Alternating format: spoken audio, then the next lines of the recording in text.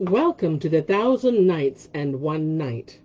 Now, when it was the 48th night, she said, It hath reached me, O auspicious king, that when the Nazarene damsel said to Sharrkan, and he listened impatiently now, Verily, if Sharrkan fell into my hands, I would go forth to him in the habit of a man, and drag him from his saddle seat, and make him my captive, and lay him in bilboes.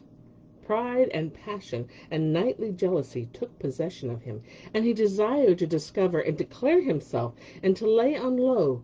But her loveliness restrained him, and he began repeating, And faulty of one fault, the beauty prove, her charms 1,000 advocates shall move. So she went up, and Sharrkan after her, and when he saw the maiden's back and hinder cheeks that clashed against each other, like rollers in the rolling sea, he extemporized these couplets. For her sins is a pleader that brow, and all hearts its fair pleading must trow. When I saw it, I cried, To-night! The moon at its fullest doth show the Balkis on Ifrit try about. Spite his force, she would deal him a throw. The two fared on till they reached a gate over which rose a marble archway.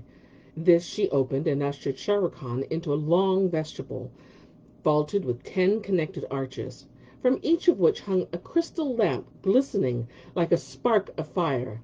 The handmaids met her at the further end, bearing wax candles of goodly perfume, and wearing on their heads gold fillets crushed with all manner of bezel gems, and went on before her, Sharrkan still following, till they reached the inner convent. There the Moslem saw couches and sofas ranged all around, one opposite the other, and all overhung with curtains flowered in gold. The monastery floor was paved with every kind of varicolored marbles and mosaic work, and in the midst stood a basin that held 24 jetting fountains of gold, whence the water ran like molten silver, whilst at the upper end stood a throne spread with silks fit only for a king. Then said the damsel, Ascend, O my lord, this throne. So he went up to it and sat down, and she withdrew to remain absent for some time. Sharrkan asked of her from one of the servants, who answered him, She hath gone to her dormitory, but we will serve thee even as she ordered.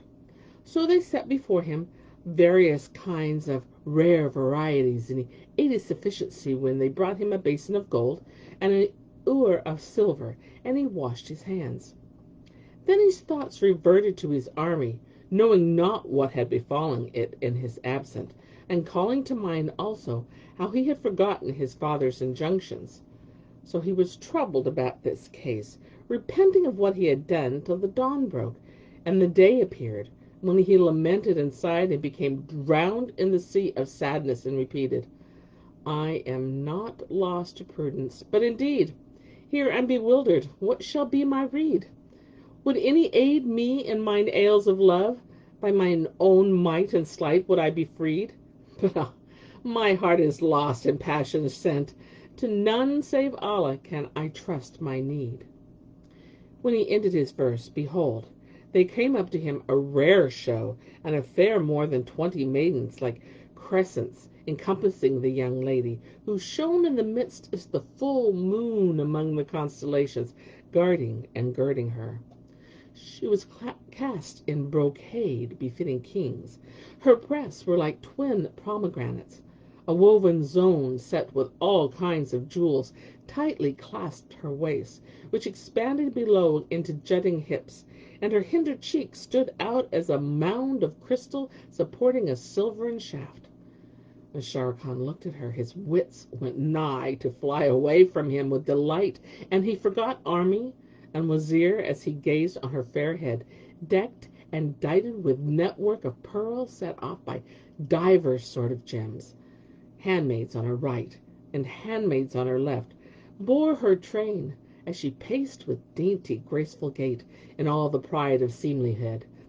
He sprang to his feet, seeing such beauty and loveliness, and cried aloud, Beware and beware of that zone rarely fair, and broke out into these couplets. With heavy backpacks, high breasts delicate, In lissome form thou sways with swimming gait. She deftly hides love, longing in her breast, but I may never hide its ban and bait, while hosts of followers her steps proceed, like pearls, now necklaced and now separate. She gazed upon him for a long time, and considered him till she was assured of him, when she came up to him and said, "In very sooth the place is honoured and illumined by thee, O Shah Khan. How's be thy night, O hero, after we went away and left thee?" Adding, "Verily, lying is a vile thing, and is shameful, especially in great kings. And thou art Crown Prince Shah Khan, son and heir of King Omar bin al-Nu-uman.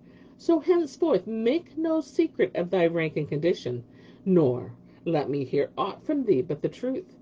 For lest bequeath hate and despite, and as thou art pierced by the shaft of fate, be resignation thine, and abide content to wait."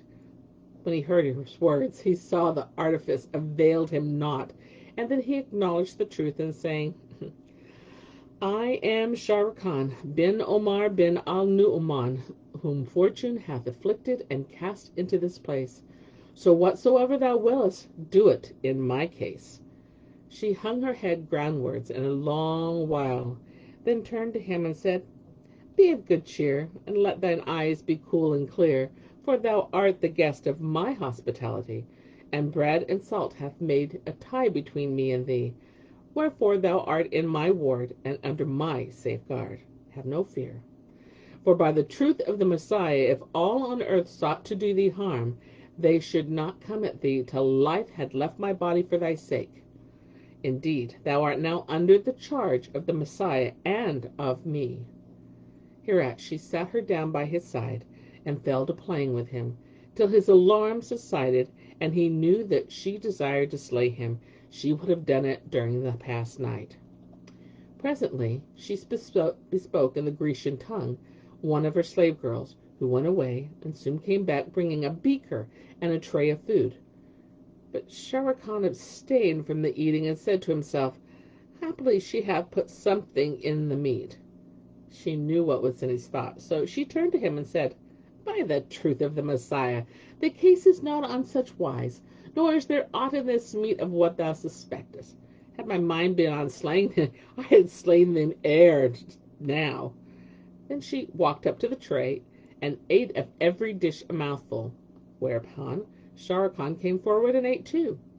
She was pleased at this, and after they rose and ordered a handmaid to bring perfumes and herbs of sweet savour, wines of all colours and kinds, and a wine service with vessels of gold, silver, and crystal, she filled a fine goblet and drank it off before offering it to him, even as she had done with the food.